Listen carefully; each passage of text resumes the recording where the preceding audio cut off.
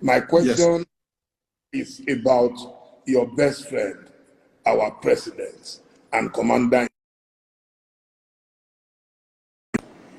Now, you propounded this theory of a cloned man, and that our current president is a Sudanese man called Jubril.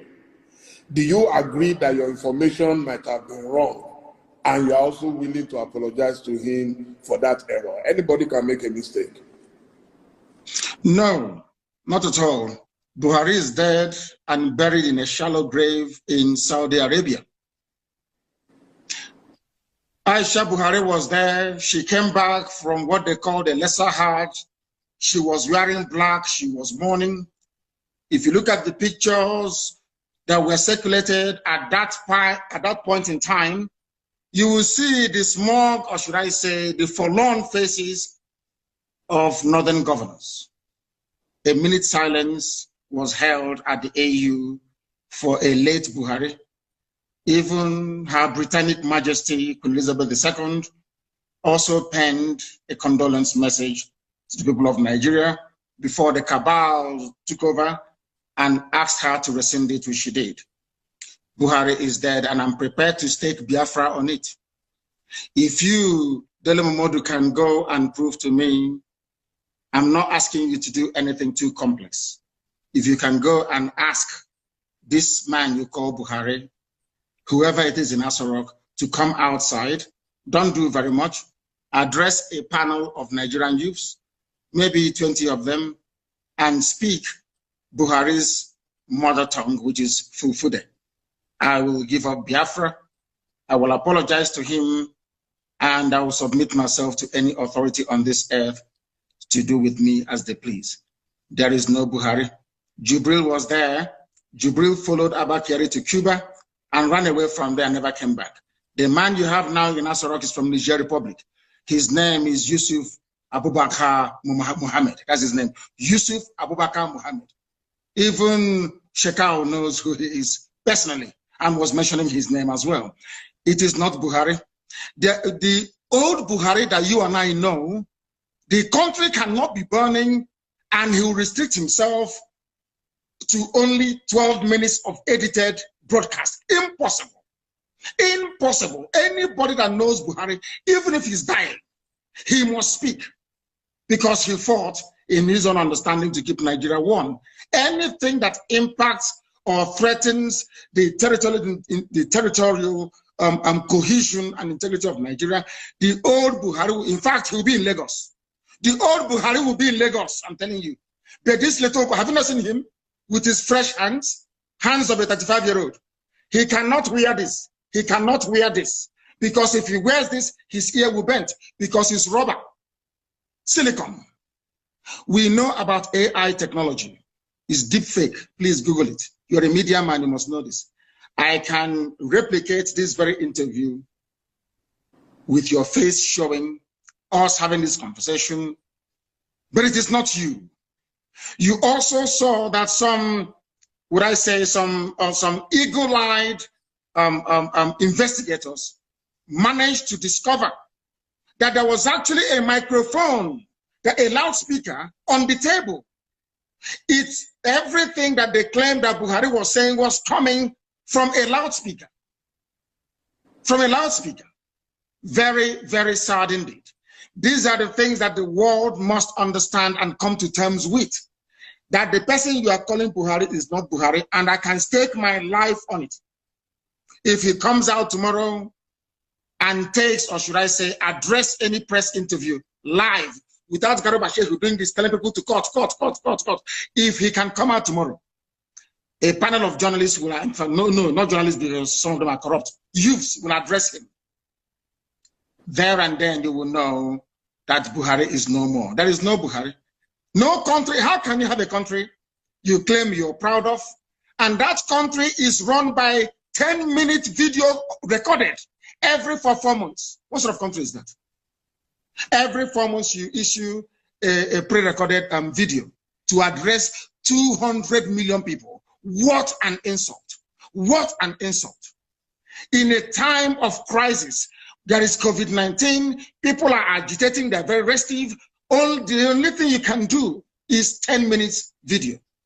Laughable and absolutely absurd. And no sensible person should be able to tolerate it. Buhari is dead, and I stake my life on it.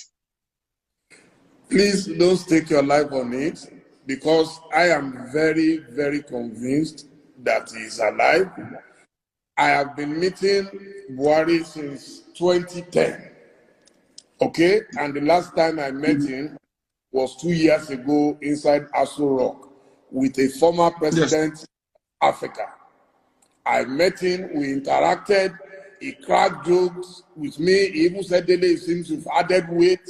I am telling you that I am not foolish not to know the person I've been seeing for 10 years.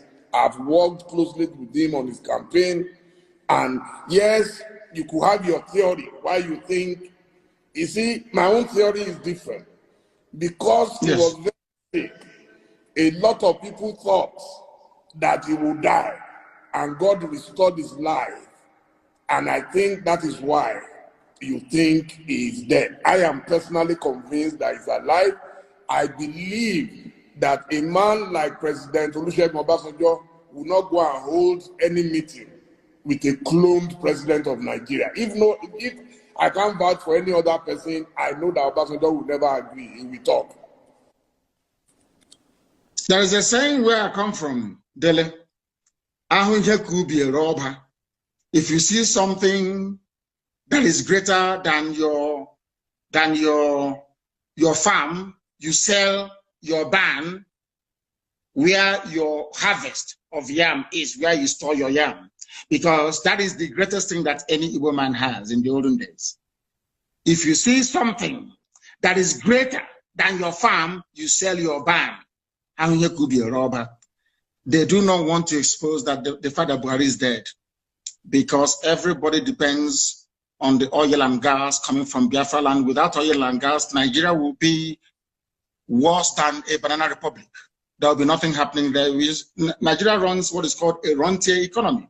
You sell oil and gas to import everything you need, including toothpick, including Indomie and pasta.